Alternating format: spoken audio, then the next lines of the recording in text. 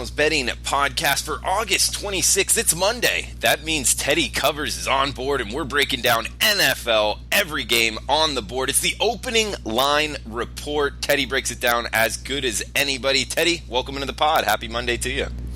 Hey, great to be here, Drew. Thanks for having me.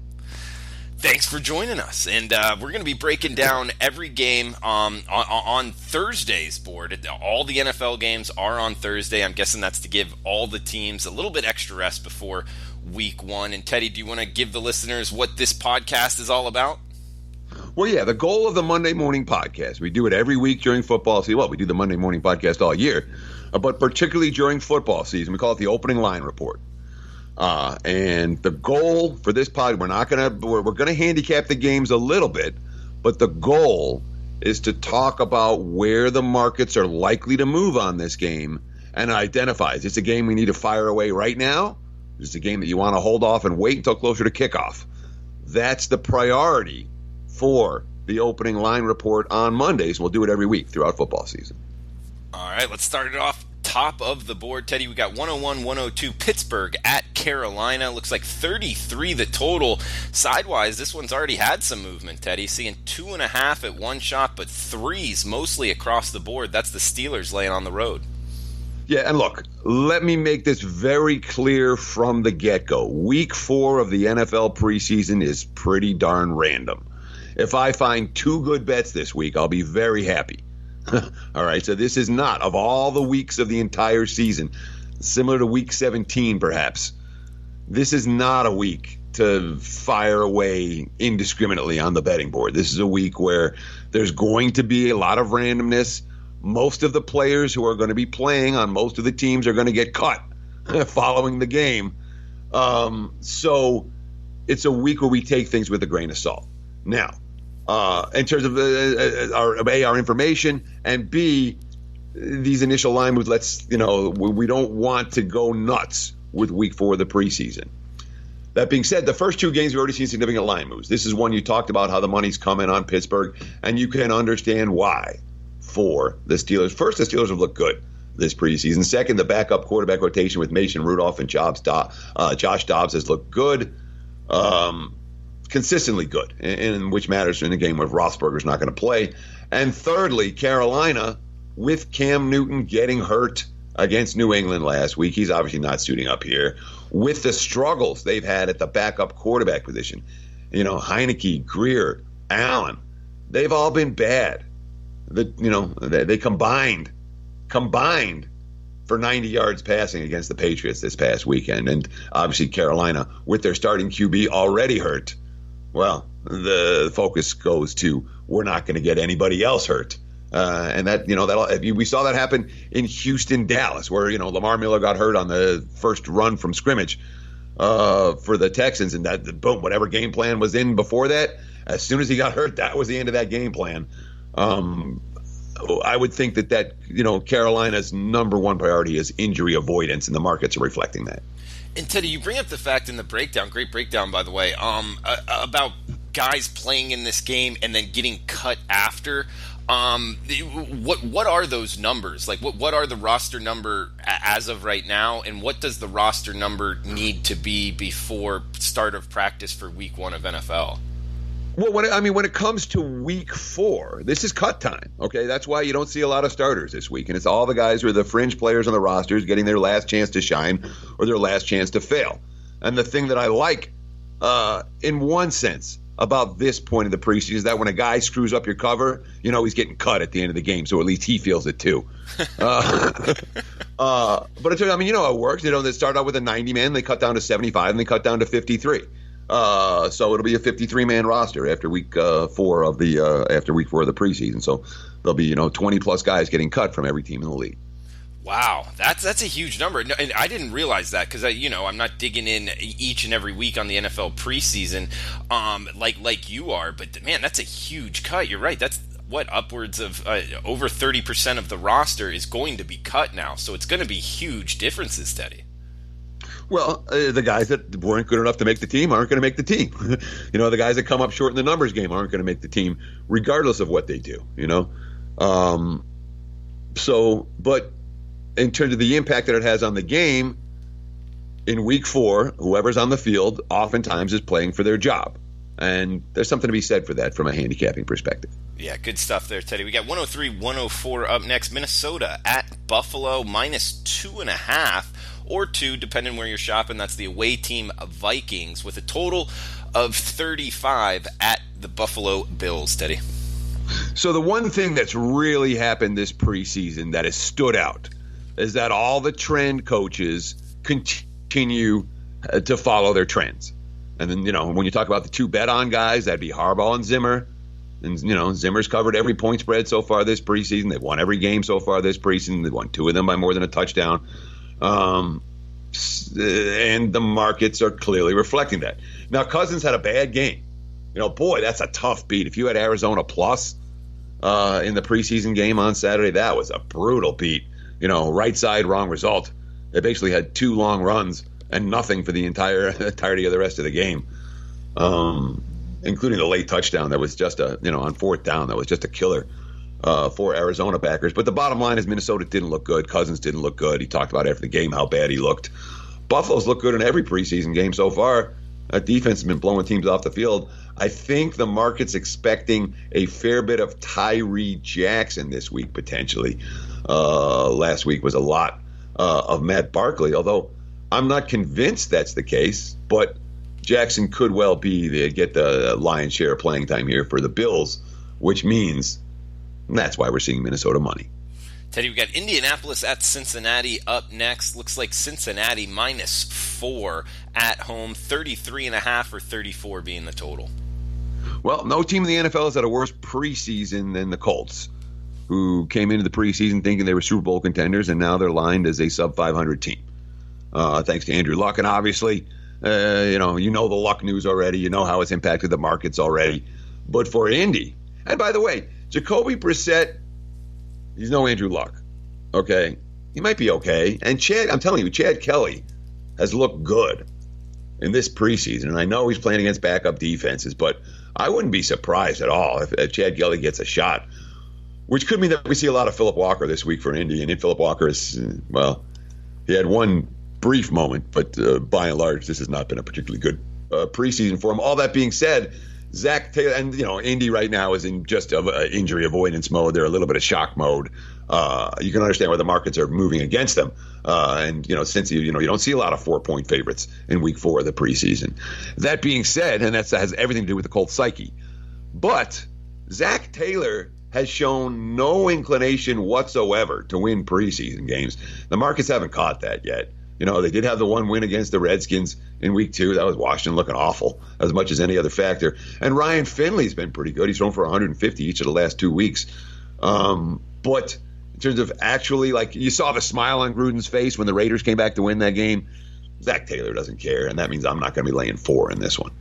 Teddy, this is an interesting handicap, just like you said. I mean, with Andrew Luck leaving, or not leaving, but early retirement, and it going towards the Indianapolis depth chart at quarterback. I mean, Jacoby Brissett, I agree with you. He has some upside.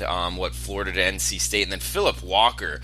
I remember him at Temple, and talk about a guy in college that didn't improve year to year. It's almost like he was better as a sophomore than he was later in his career.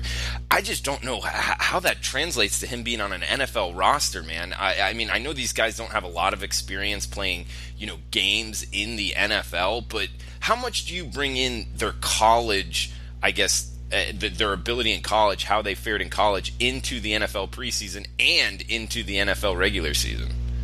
Well, like I said, I expect Chad Kelly to win this job, and Philip Walker will be on the practice squad or whatever he is. Philip Walker hasn't played well enough to do it, and Kelly's looked good this preseason. It wouldn't shock me if in week 7 Chad Kelly is the Colts starting quarterback. Okay, wouldn't freak me out. Okay. That being said, you and I both watch college football intently. Okay, we watch college football every Saturday, all year, every year. We see these quarterbacks come up. At no point during his career at Temple was I looking at Philip Walker and saying this guy's going to be an NFL starting quarterback. At no point since he's been in the preseason in the NFL have I looked at Philip Walker and say this guy's going to be a starting NFL quarterback. So I'm with you. I'm not sold on Philip Walker. I don't see it. Yeah, it's interesting, Chad Kelly. I mean, as far as talent goes, we all remember him at Ole Miss. He had the talent. It's just, does Have he you have the watched head? him this preseason, dude? He's making plays all over the field. Kelly's been phenomenal this preseason, and even the pick six the other day, which was a point spread killer. If you had the Colts, they were about to go up by 3 scores, and instead was a 93-yard pick six that changed that whole ball game against the Bears. But even the pick six wasn't his fault. Kelly's been really good. Kelly, and when you talk about quarterbacks that weren't on my radar at the start of the preseason that are on my radar now, Chad Kelly certainly on that list. He's had a great preseason. Yeah, great stuff there, Teddy. We got Philadelphia at the New York Jets up next. Jets -3, seeing a total of 32 and a half, Teddy. Well, we haven't seen teams look less interested than the Eagles yet. There's a lot of teams that haven't been real interested in this preseason. Philly has been one of them. I'm expecting we're going to see a lot of Clayton Thorson this week. Thorson and Kessler didn't get a whole lot of playing time. It was McCown against Baltimore last week. So I would expect that we'll see one or both of those guys. Don't be fooled by that 28-13 final score, Jets Saints on Saturday. That game was tied 13, and the Saints had a punt return touchdown, and the Jets got a holding penalty in the end zone, and and a cheap touchdown after that. And the final 28-13. But the game wasn't played at that. It wasn't a Saints blowout. The Jets were right there. I can certainly understand why the Jets are chalk here. That being said, we've seen nothing but under money in this one. The market's not expecting Philly to do a whole lot on offense on Thursday night.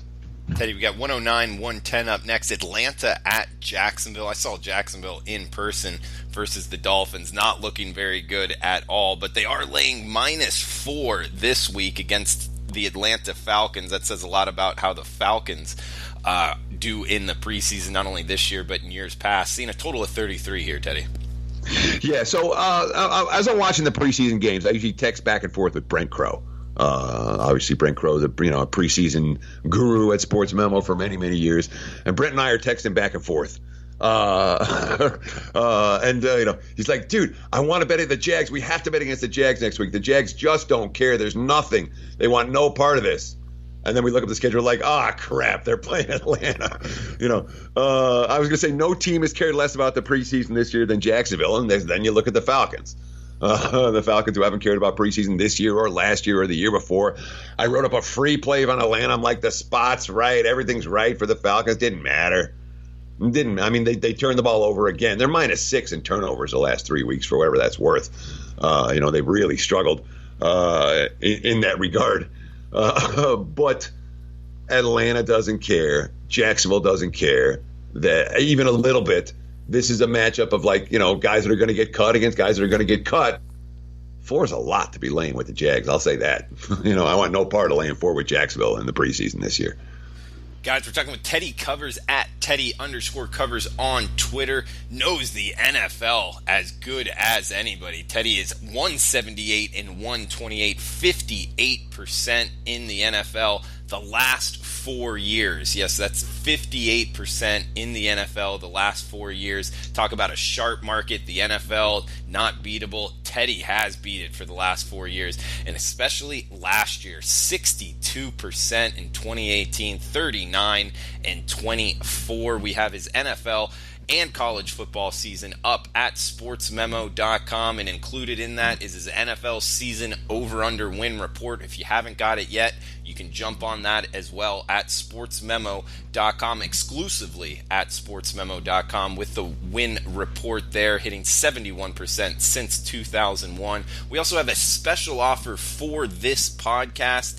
Get Teddy Covers next 30 days, all access. We'll give you the rest of August all the way through September with Teddy Covers for only $199, usually $325, plus the extra here for the last week in August, all for just $199 by his 30-day all-access pass on sportsmemo.com using the coupon code TC199. That's TC199 at checkout for his 30-day all-access pass at sportsmemo.com. That includes NFL, college football, and any MLB selections he releases, all for just $199. That's a lot of action there, guys. Huge savings. Coupon code TC199 at checkout. Teddy, I think we got Baltimore at Washington up next. Looks like Baltimore taking some money, as high as -5.5 right now on the road.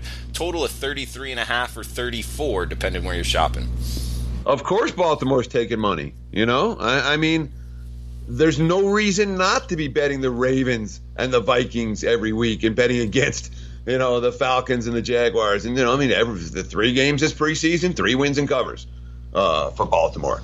And it's not even like they're running this incredible quarterback rotation. It was Trace McSorley in the Week 3 walkthrough, but Trace McSorley moved the ball up and down the field for Baltimore. As for Washington, very interested to see what their quarterback rotation is going to look like this week.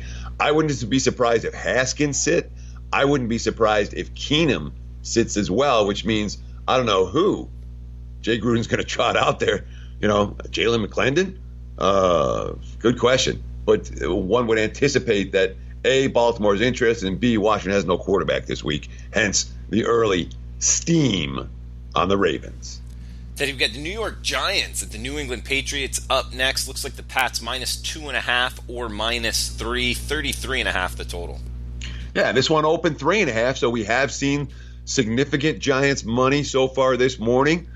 Both these teams have been bet on all the way. Patriots 3-0 straight up and against the spread. Giants 3-0 straight up and against the spread here in the preseason. Daniel Jones has obviously looked pretty good behind Eli Manning. We're not going to see Eli this week. I don't know that we're going to see Daniel Jones this week, but the Alex Tanney, Kyle Lauletta combo, that may well be a bet-on combo for the Patriots. Look, again, I said it last week. I'll say it again this week. Jarrett Stidham's been the best third stringer in the NFL.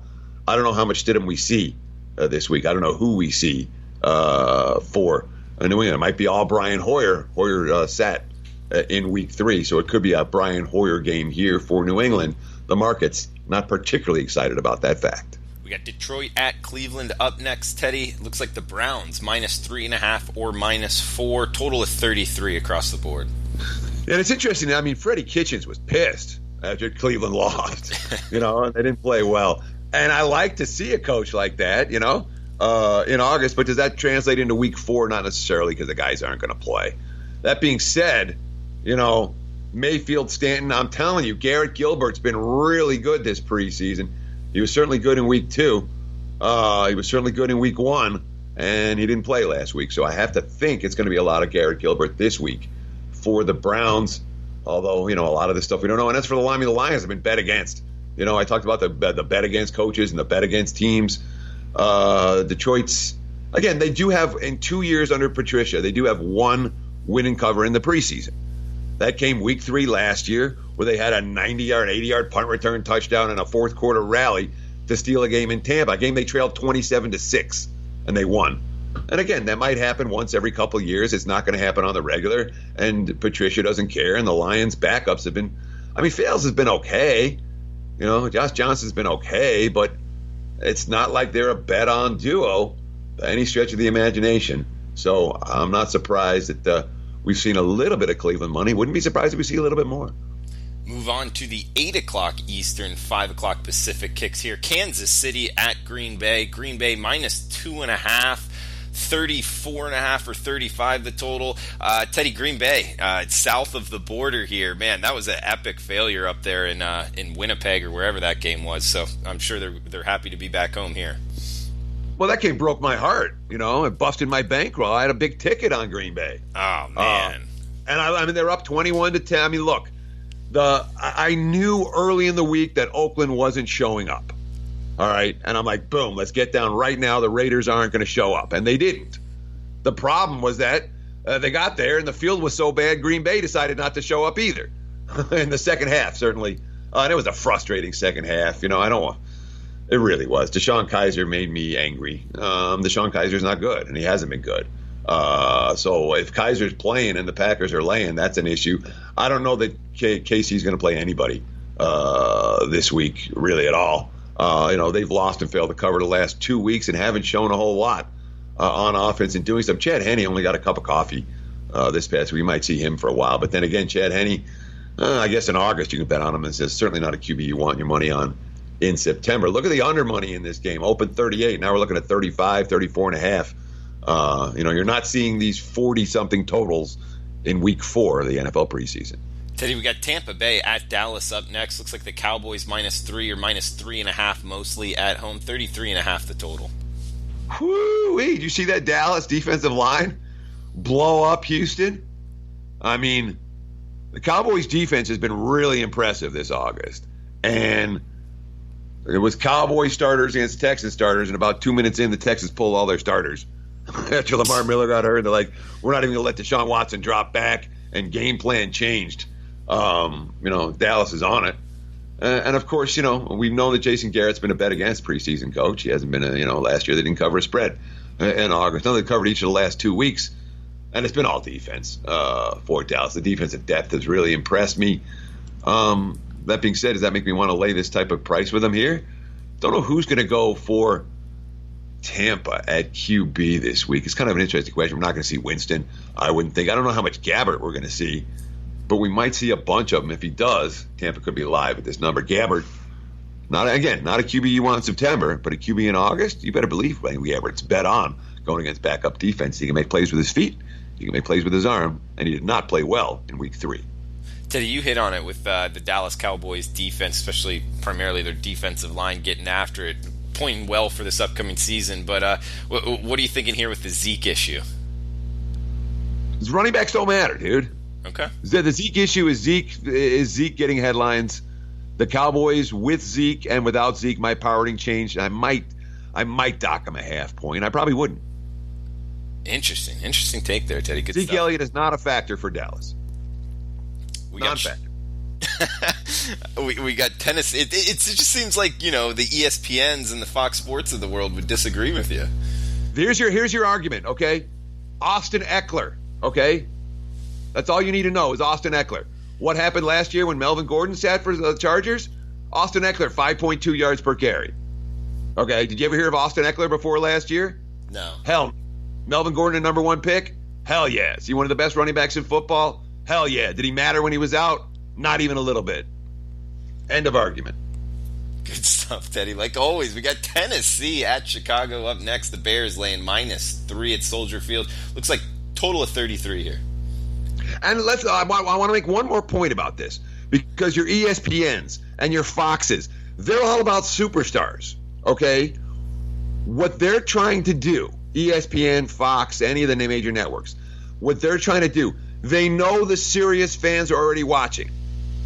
What they want to do, they were trying to attract casual fans, the guys that might watch and might not on any given Sunday or any given Sunday night or any given Monday. And those are the guys who know the superstars. So it's about, hey, let's hype the superstars. That's why the networks do what they do. It's trying to drive their own ratings. It has nothing to do with what we do handicapping-wise. We know that you take Zeke Elliott out of a lineup, and how much of the Dallas Cowboys suffer? Maximum half a point. All right, what game are we talking about? Maximum. No, that's a good breakdown. I agree with you. Yeah. All right, so the Bears don't care.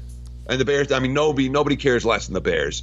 And they're winning cover at Indy this week. Again, they had 2 defensive scores, including a 93-yarder. They were about to go down 17-0 and then 24-0, but instead they found themselves in the game, and lo and behold, Taylor Bray caught fire late in the 4th quarter, and yada, yada. Here comes the Chicago with the winning cover in a game where they were badly outplayed. They were badly outplayed against the Giants. They were badly outplayed against Carolina. And the markets know that they're not going to see a whole lot of money for Chicago from the wise guys. All that being said, markets aren't excited about Tennessee this week either. Didn't show anything against Pittsburgh. Had a bad second half against New England. That's another game that looked like a right side winner that they let get away at the end. And I would anticipate there'll be a lot of Logan Woodside this week for Tennessee. Although, again, that's a guess. That's not anything based on actual fact just yet. We got the LA Rams at the Houston Texans up next. Looks like Texans laying 2.5, 33 the total, Teddy. 33, man. How can this number hold? Well, that's high. Dropped.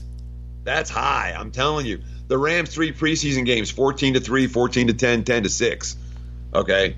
They're not doing anything. They're running the ball up the middle and getting out of the game and shortening the game. And McVay wants no part of August. And that's very, very clear. The Texans, again, shut out last week. They, had these wild games in the first 2 games and shut out against Dallas last week. The Lamar Miller injury, man, that is, you don't want to overstate it, but you don't want to understate it either. It's an issue. And we could see, might be a whole lot of Jordan Ta'amu this week. He was signed, on August 7th. Last week, 2 of 5 for 26 yards, sacked 3 times. That's not a good ratio, by the way. I don't know if it'll be Joe Webb or Ta'amu, but, I can easily understand why the money's come on the under this game. I expect both teams to be completely vanilla. Teddy, we got Miami at New Orleans up next. Looks like the Saints laying 3 or 3.5. 36.5 the total. Yeah, a lot of respect for the Saints in the markets. And you can understand why this is why. The quarterback rotation. Teddy Bridgewater behind Breeze has been really good. Taysom Hill behind Breeze and Bridgewater has been really good. So when you have a second-string quarterback who can make plays and you have a third-string quarterback who can make plays, guess what? You're a good preseason team. And that's why the Saints, again, it was tied 13-13 against the Jets. Final score 28-13. They were down, 17-3 against the Chargers, or 17-6? Maybe it was 17-6. And rallied back to win that game as well. So we've seen the backups play very, very well for New Orleans this August. Certainly at the QB position. That hasn't necessarily been the case for Miami. Although, again, it'd be interesting to see how much Rosen we see this week. Or is it going to be Jake Ruddock? That's not a bad QB combination, but it's also, we've seen a little bit of Dolphins money, just a little bit. But again, I would not be surprised at all if we see a little bit more. Teddy, what do you think about Fitzpatrick versus Rosen real quick? In my mind, it's an absolute no-brainer. Okay? Miami stinks with Fitzpatrick. They stink without him. When you have a stinky team, you don't put the veteran quarterback in. You let the young guy take his punishment. So, in my mind, it'd be Josh Rosen. All right. But if the Vikings do the best they can this year, okay, and Fitzpatrick comes in and they have the veteran and everything breaks right for them, what are they going to go, 8-8? It's not like Fitzpatrick's going to take them anywhere. So if your veteran can't take you anywhere, you have to go with the rebuilding movement. And that, of course, with a first-year head coach, you have time to do that. And also, it's an issue where by the end of the year, you'll have an idea. Look, 2 years of film on Rosen, you'll know if he can play or not. At the end of last year, I wasn't sure that Rosen could play or not. I didn't know the offensive line was so bad you couldn't tell. After 2 years, you have an idea. And then you say, all right, we got the number 1 pick. Now we can go for Tua, or now we can trade it down and we'll go with Rosen's our guy moving forward. So, it's a no-brainer. Josh Rosen, opening day. Talking about Josh Rosen, we got the Arizona Cardinals up next. They're a fascinating handicap, in my opinion. 32.5, 33, the total. They are at Denver, and it looks like the Broncos are laying -1 as high as -2.5, hosting the Cardinals. Well, the Broncos are doing a whole lot of no-show. They no-showed against the Rams. They no-showed against the 49ers. They no-showed in Seattle. Vic Fangio is starting to look like Matt Nagy out there. And they won week 1. That was against Atlanta. And again, they scored 14 points in that game. They scored 14, 15, and 6 here in the preseason. The offense isn't doing anything. So I can understand why there's not a lot of excitement about Denver right now. That being said, there can't be a lot of excitement about Arizona. They've been pretty rough. And again, it was a brutal beat. If you had Arizona plus, they were the right side. Wrong result.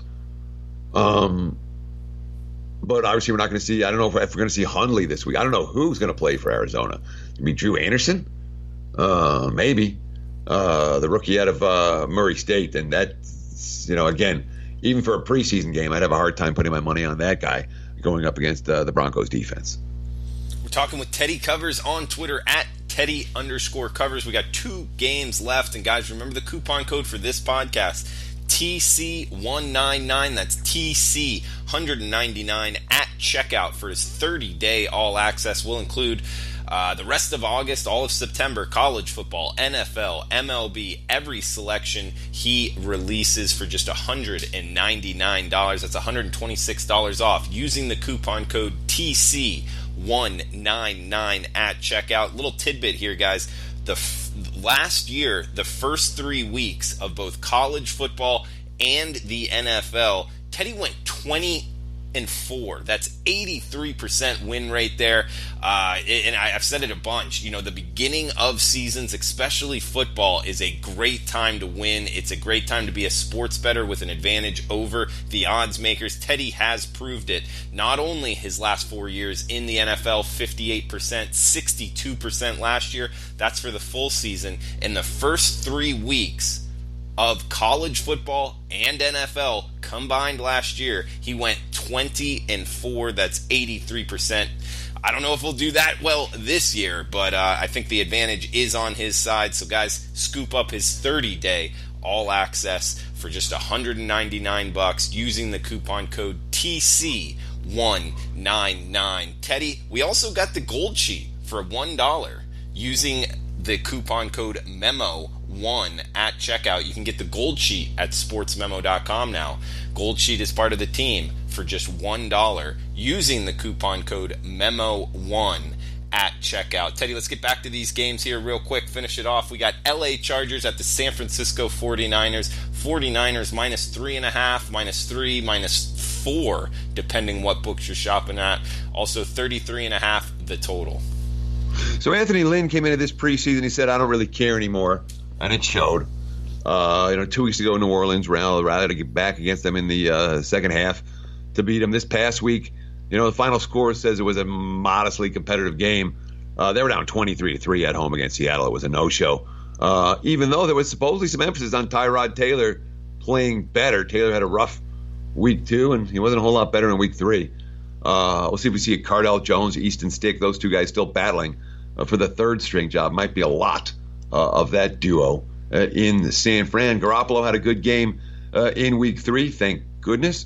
I have a vested interest in Garoppolo having good games and looking better. The Niners 3-0 against the spread here this August. 3-0 straight up. All 3 wins coming by more than a touchdown. And the market's certainly showing respect for Shanahan and San Fran. 3.5, even 4 popping up.